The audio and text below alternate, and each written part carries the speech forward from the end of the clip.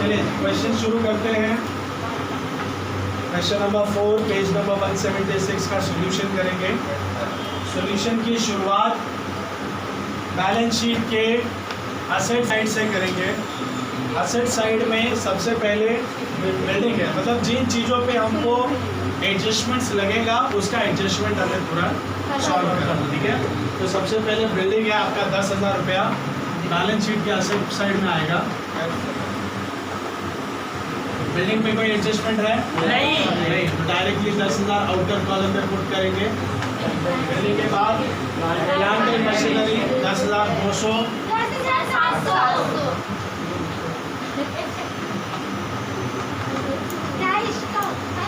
10,700, उसमें less depreciation है कितने रुपए का? 700 रुपए का, यानी कि आपका हो जाएगा 10,000। और सेकेंड इफेक्ट कहा जाएगा इसका इवैल्यूएशन के डेबिट साइड में, यहाँ लिखेंगे टू प्लांट एंड मशीनरी, कितना रुपए? 700 रुपए। समझ में आ रहा है? प्लांट एंड मशीनरी के बाद लाइव स्टॉक है, लाइव स्टॉक 10,000 रुपए है, और इस पर है एप्रिसिएशन। एप्रिसिएशन है 200 रुपए का, ये हो जाएगा 10,200 रुपए। ये 200 रुपए का सेकेंड इफेक्ट कहा जाएगा इवैल्यूएशन के क्रेडिट साइड में, जिसको मैं बाय लाइव स्टॉक लिखूंगा 200 रुपए। लाइव स्टॉक के बाद डेटर है, डेटर का वैल्यू 5,000 है, और इस पर RDD क्रिएट हुआ है 10% का, 10% का RDD कितना आएगा? 500 रुपीज़। 5,000 माइनस 500 4,500। 500, ये 500 का सेकेंड इफेक्ट इवैल्यूएशन के डेबिट साइड में टू RDD अकाउंट अमाउंट 500 रुपए। स्टॉक है 6,600, उसमें डेप्रिसिएशन हुआ है 300 रुपए का डेप्रिसिएशन हुआ है, राइट। ये माइनस करने पे कितना हो जाएगा? 6,300। इसका सेकेंड इफेक्ट कहा जाएगा टू स्टॉक 300 रुपए, ठीक है। उसके बाद है बैंक का हम क्या करेंगे? अमाउंट नहीं, नाम लिखेंगे लेकिन अमाउंट फिलहाल नहीं, उसे अभी पेंडिंग पे रखते हैं, ठीक है। चलिए हम एडजस्टमेंट्स पे चलते हैं। सबसे पहला adjustment liability side, sorry liability पे चलते हैं। लायबिलिटी को पहले सॉल्व करेंगे। कैपिटल अकाउंट है, ठीक है। कैपिटल अकाउंट कहाँ आएगा? पार्टनर्स कैपिटल अकाउंट के क्रेडिट साइड में, ठीक है। यहाँ पे मैं क्या लिखूंगा? By balance brought down. काले गोरे और पांडरे का कैपिटल लिखना है 11,000 और 15,000, 8,000, ठीक है। उसके बाद क्रेडिटर्स है, क्रेडिटर्स यहाँ पर आ जाएगा लायबिलिटी में, कितना है? 8,900, और इसमें रिटर्न ऑफ कितने रुपए का है? 100 रुपए का। ये हो जाएगा 8,800, और ये 100 रुपए के सेकेंड इफेक्ट कहाँ जाएगा? इवैल्यूएशन के क्रेडिट साइड में बाय क्रेडिटर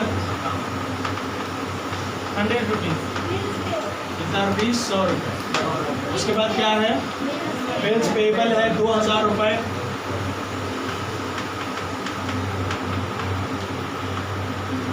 बिल्स पेबल 2,000। इस पर कोई एडजस्टमेंट नहीं है, तो डायरेक्टली पुट करेंगे।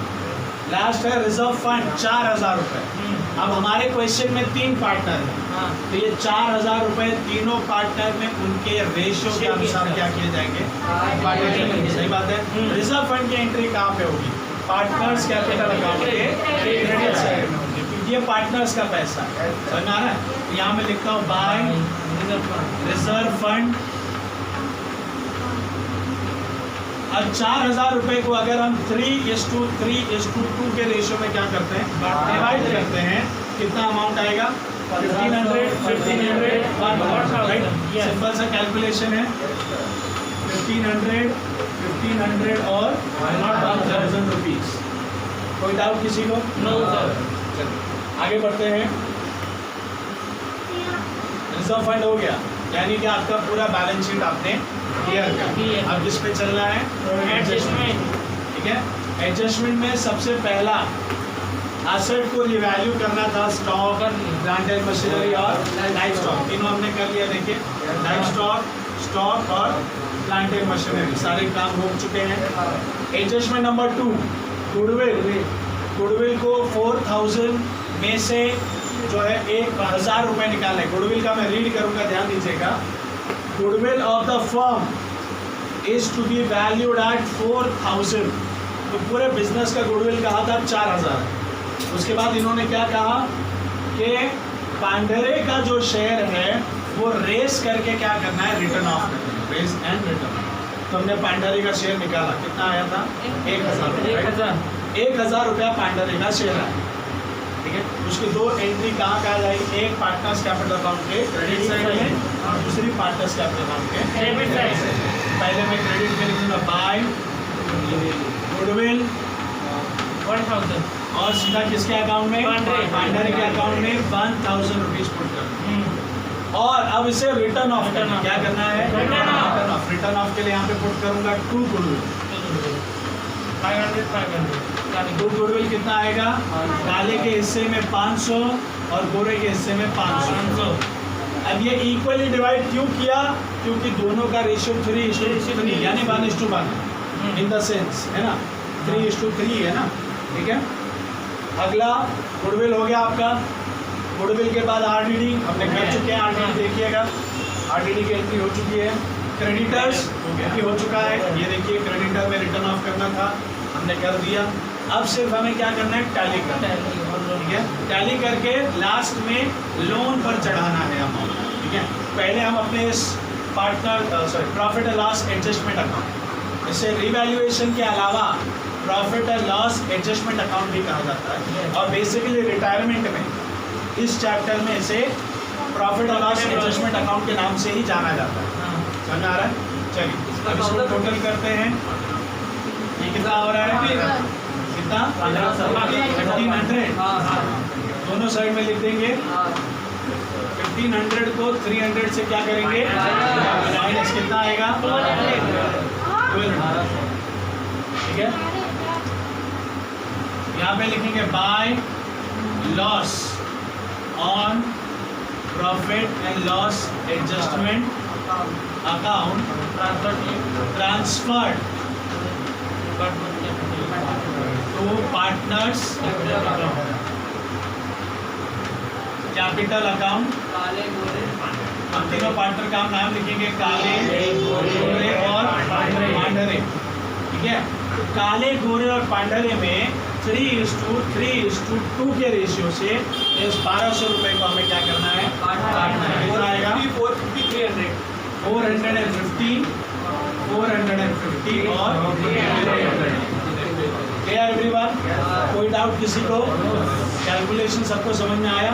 अब ये जो हमें लॉस हुआ है ये प्रॉफिट एंड लॉस एडजस्टमेंट के क्रेडिट साइड, और ये पार्टनर से रिलेटेड है, तो उसका पार्टनर्स कैपिटल अकाउंट में जाना बनता है कि नहीं बनता?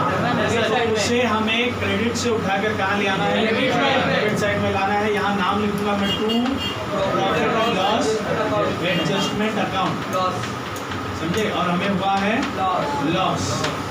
यहाँ मैं लिख दूंगा 450 और समझ आया सबको? चलिए अब इसे भी क्या करेंगे? हम टैली करेंगे। देखिए यहाँ पे कितना है? 12,500 रुपये और यहाँ पे 950। क्रेडिट साइड आपका बड़ा है, यहाँ लिख देता हूँ मैं 12,500।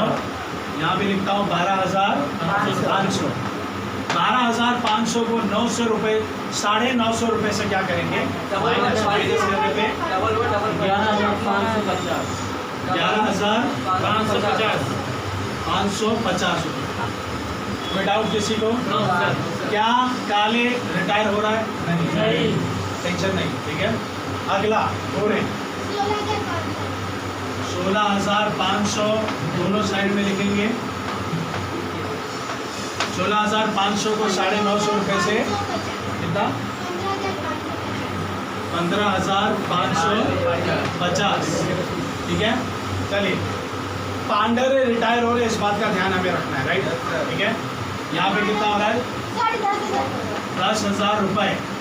दोनों साइड में 10,000 लिखेंगे और 10,000 को 300 से माइनस करेंगे 9,000।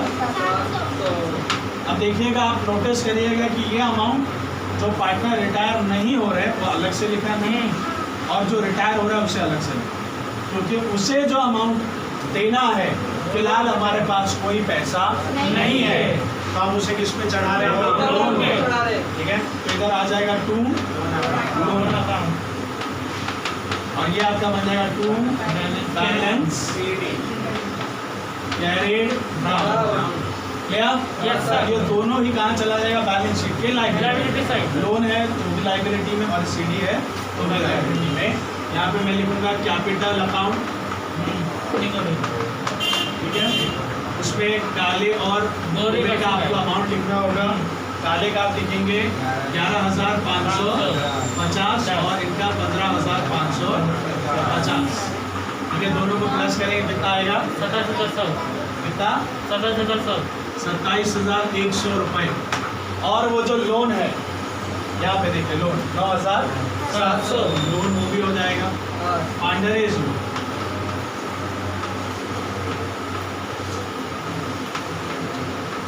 लोन अकाउंट कितने रुपए? 9,700 रुपये। अब बचा सिर्फ एक, वो है हमारा बैंक, ठीक है।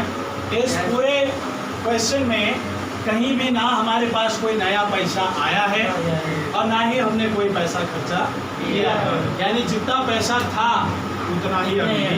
6,600। कितना है? 6,600। पुराने बैलेंस शीट में 6,600 रुपये दिए हैं, हम वही 6,600 यहाँ पे लिखेंगे, ठीक है। इसे हम टैली करेंगे। टैली करने पे कितना आ रहा है? 47,600। 47 यानी 47,600 दोनों साइड में लिख देंगे और हमारा सम टैली हो जाएगा। समझ में आया? ठीक है।